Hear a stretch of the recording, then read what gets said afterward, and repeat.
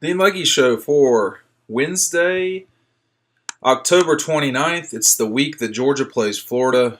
Obviously, a huge game, biggest game of the season every year for the Dogs, and probably a very big game for the Gators, too, if not their biggest game as well. Georgia got news this morning that Todd Gurley will be suspended for four full games, which is two more than he had been suspended for. I'm going to talk about that just a little bit right now because there is a lot of confusion. It doesn't change anything necessarily in terms of what reality is, but Todd was, of course, suspended, indefinitely suspended by the university on the Thursday before Georgia played at Missouri, and then there was some kerfuffle that he would get back for the Arkansas game, and I think people sort of close to that situation knew that that was not going to be the case. However, it did look like he was going to play against the Gators for a long time.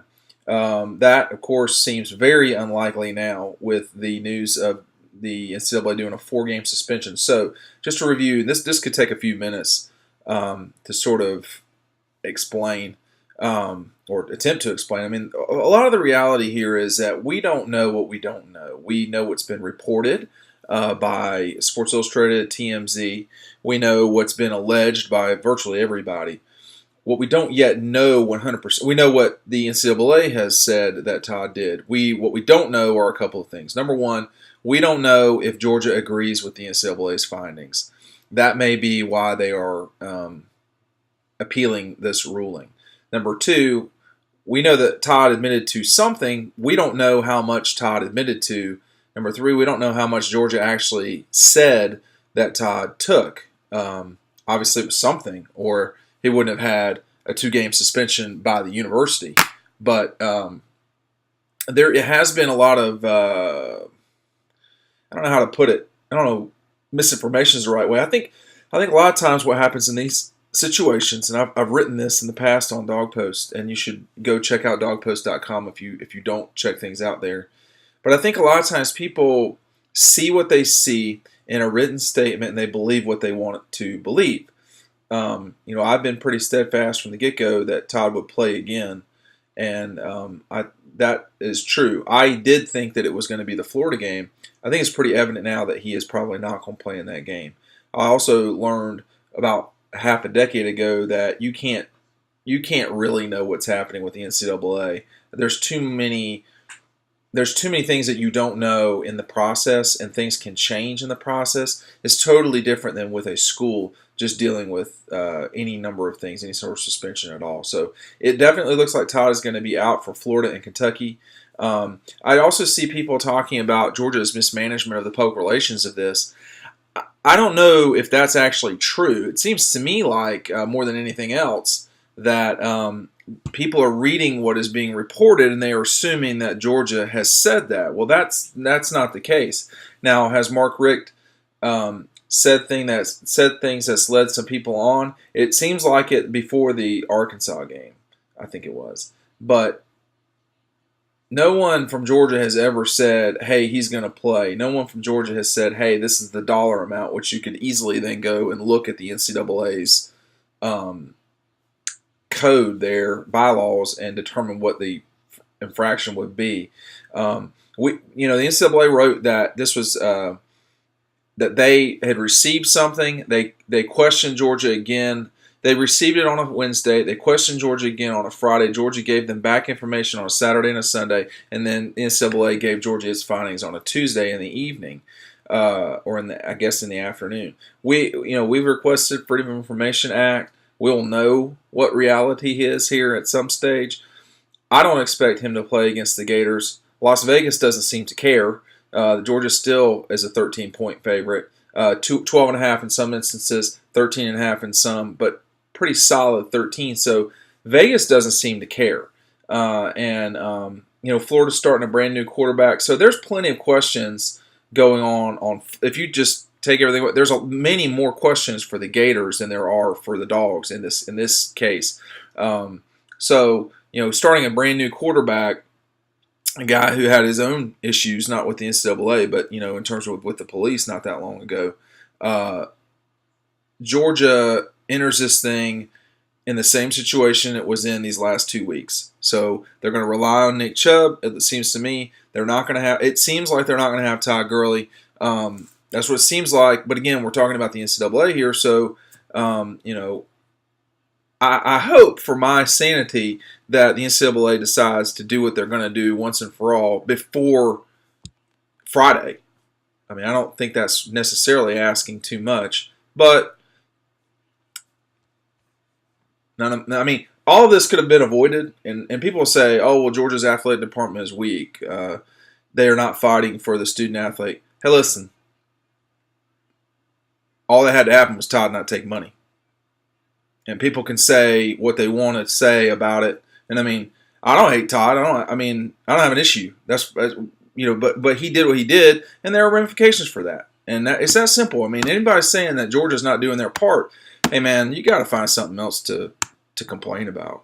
Because from all I can tell here, Georgia really doesn't. I mean, there's not much they can do. They can't go backwards and untake the money from Todd or for Todd from these people. I mean, that the penalty is as stiff basically as it could be. So I think Georgia has done what they can do. I mean, the number is what it is, and Todd took that amount of money allegedly, and so that's where we're at. I don't see that the outrage here is that other people seem to be getting away with things. Well, Florida State ain't gonna get away with things forever. I listed on Dog Post today, Georgia hasn't been on probation for football since 1997.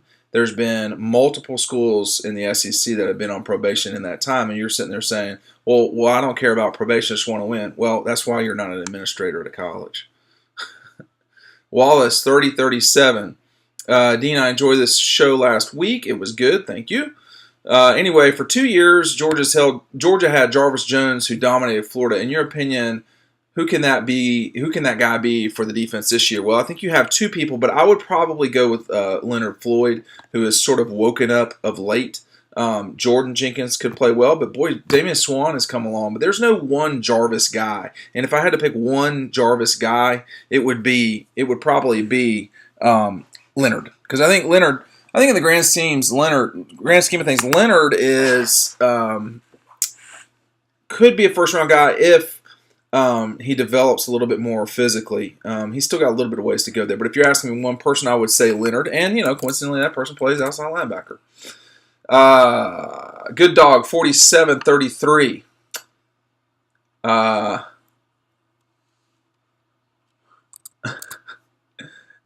Jordan Jenkins has really put it together this year. Do you think he and Floyd will stay for another year?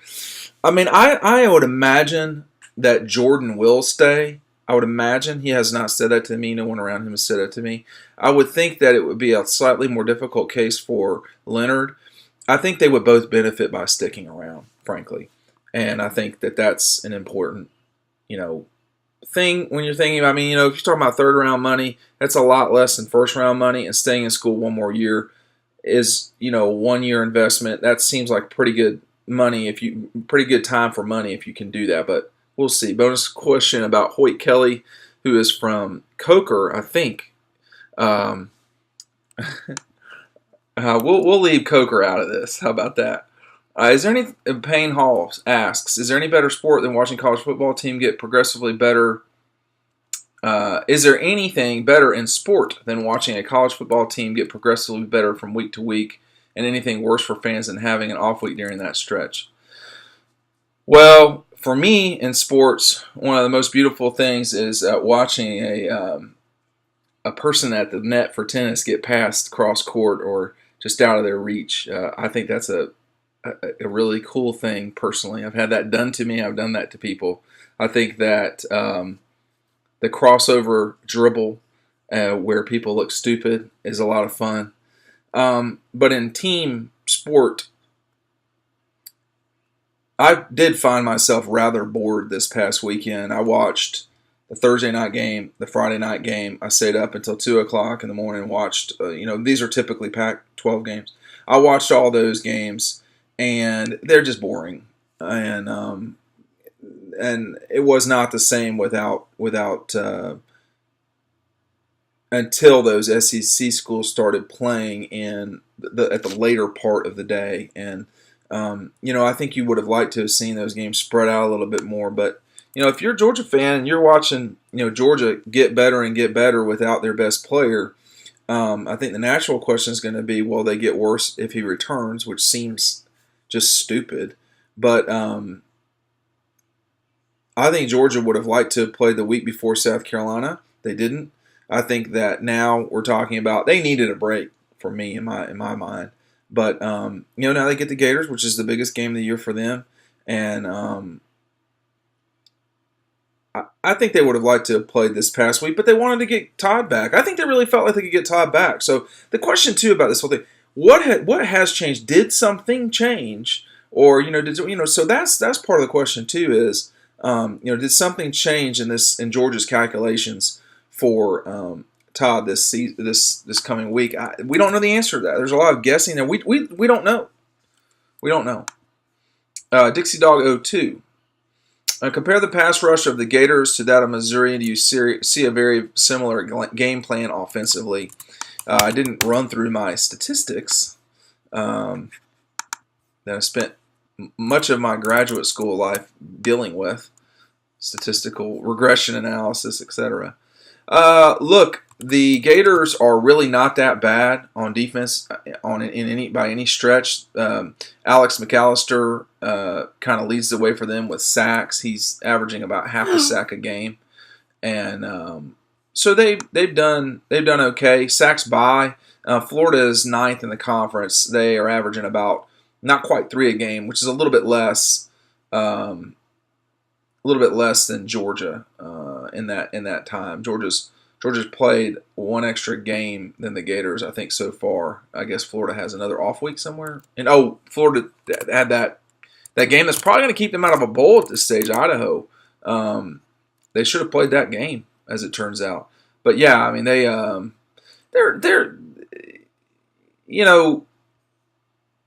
Florida's a lot. Here's the good news and the bad news if you're Florida. Your defense is pretty good.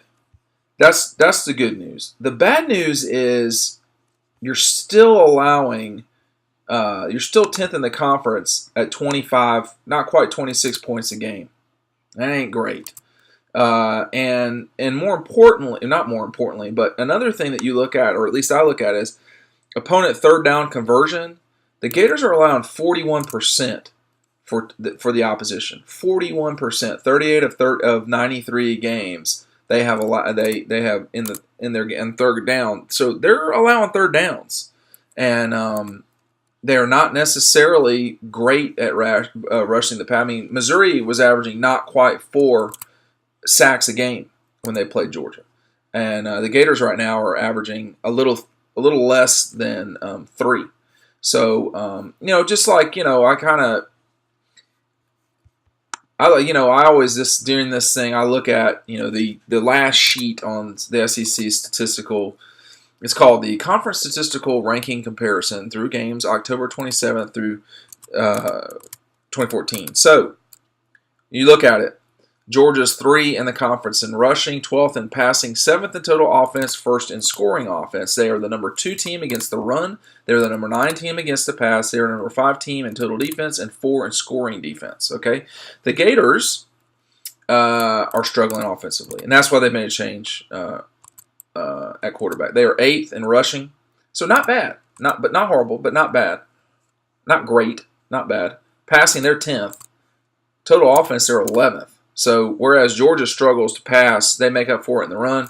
Florida just struggles. And then they're 12th in scoring. So they're only better than Tennessee and Vandy scoring. Now, defensively, they're better. They're the 3 against the run. Georgia has played the 7, the 10, the 11, the 14, and the 8 against the run, and they have run all over them. They will play the 13, the 3, and the 6 coming up with Auburn, Kentucky, and the Gators. Florida is 6 against the pass. I won't need to worry about that too much. They are 3 in total defense, but they're 10th in scoring. So that means what's not being captured are special teams, which is going to be a real problem, I think, in my opinion, for Florida this week against Georgia. In the special teams game, you've got Georgia with 4th in the kick return, 6 punt returns, 7 in interceptions, 6 in sacks, 11 in total tackles for loss, and 1 in turnover margin, which is the biggest thing. The Gators are 13th in kick return, which should never happen for Florida. They're 2nd in punt returns, 9 and 9 in receptions and sacks, 8 in tackles for losses. They're 8th in turnover margin. I'm hearing people saying Florida's got no shot, and that's fine. But they're Florida. I mean, they're going to score. You'd think they'd score. But, hey, they're not the same Florida team we've seen in the past. South Carolina was not the same team we've seen in the past, and they beat Georgia. So it's a one-game scenario. It's not like we're sitting here talking about a team that's just horrid, but they're struggling big time. Now, they are only averaging 4 touchdowns a game. The bulk of those, I think, came in non-SEC games. If you look at Florida's scoring in SEC play, it's not great. And they scored 21. They scored 36 against Kentucky in a game that went over like 3 overtimes, I think it was. So that certainly popped up their scoring average there. They scored 21 on Alabama turnovers. They scored 10 against Tennessee. They scored 27 against LSU, and then they scored 13 this past week. They got a scoring problem. My cat going crazy back here. They got a scoring issue. Now, they're not allowing tons and tons of points. I mean, they allowed 42 to Bama. They allowed 30 to LSU, and they allowed 42 to Missouri. But the defense wasn't on the field for a lot of those games, for a lot of that Missouri game. So, anyhow, let's see. Back to questions. Swanee Dog 03 says, "What's your prediction for the game? Will Georgia's special teams or defense score on Saturday?" I do think Georgia will win.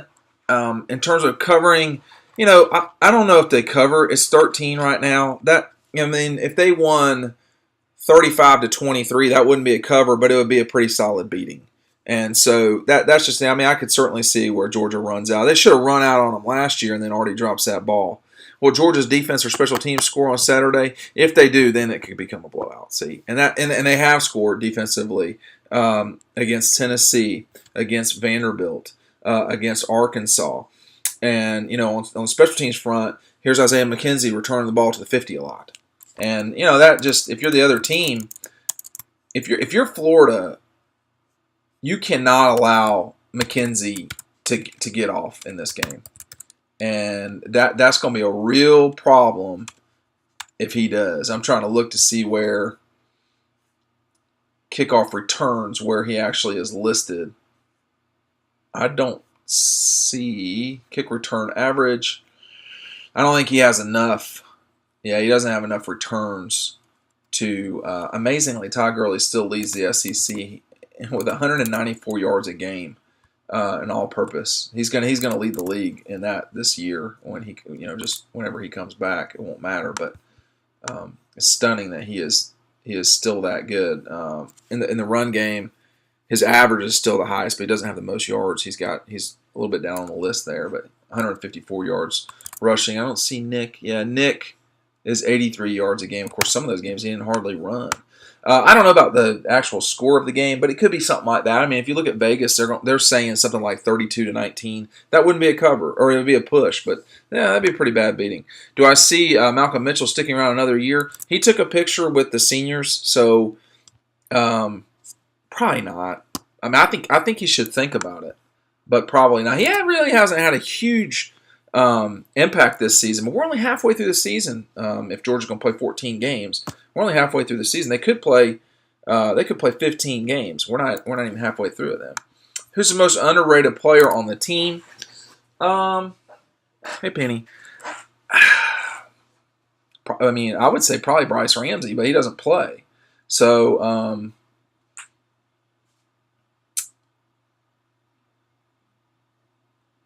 Greg Pike, David Andrews, Blazevich maybe. Bennett. I was surprised to see Michael drop that ball the other day. That was odd. Will Colton Houston get his 6th year that he applied for? Boy, that's hardcore, Bubba.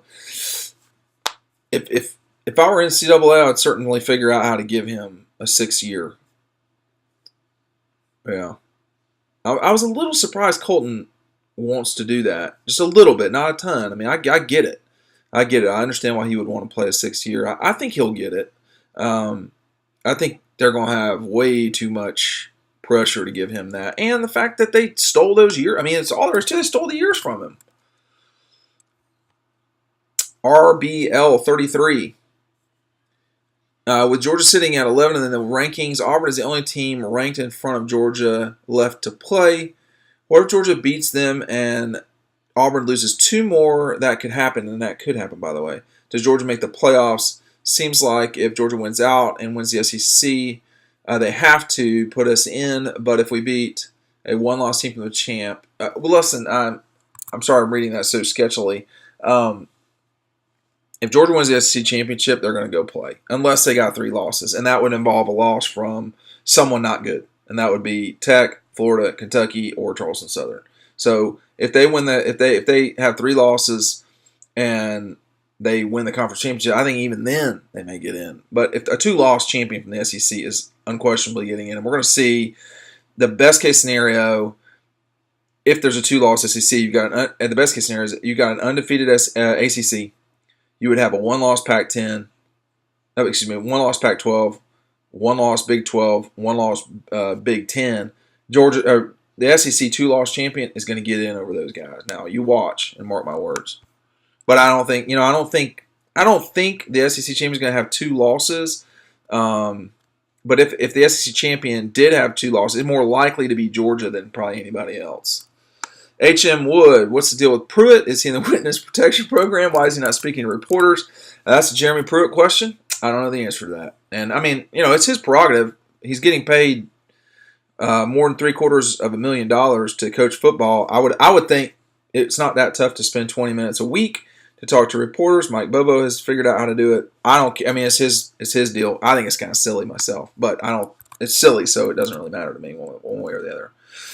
Waits or Watts, 24. With the Herrera thing being slighted article on the site, I would have to agree with him. I think he's having a better year than Ramik, and Ramik is put up there because of last year's stats that eventually led to him being preseason All-American. What do you think about who's having the better season amongst the two? Where are tackles? Yeah, Marlowe's 5th, averaging 8.1 a game. I mean, Ramik's got 7.9.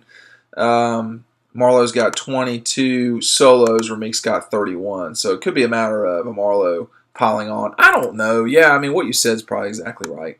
Is that a lot of these awards, and I'm a Biletnikoff Award voter and a Heisman Trophy voter. So what happens is, people like me, I mean, I can only speak for myself. With the Heisman, I just wait till November. There's no point. I mean, I'm going to tell you right now, I mean, if Todd comes back and plays lights out against Auburn and in the SEC championship game, he certainly could still win the Heisman. I think it's very unlikely. It's like 2% now.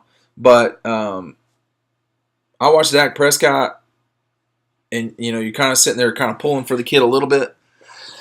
But it wasn't great. I mean, it wasn't bad, but it wasn't great. Marcus Mariota, I've watched him 3 times. One was a bad game. One was okay, and then one game was pretty good.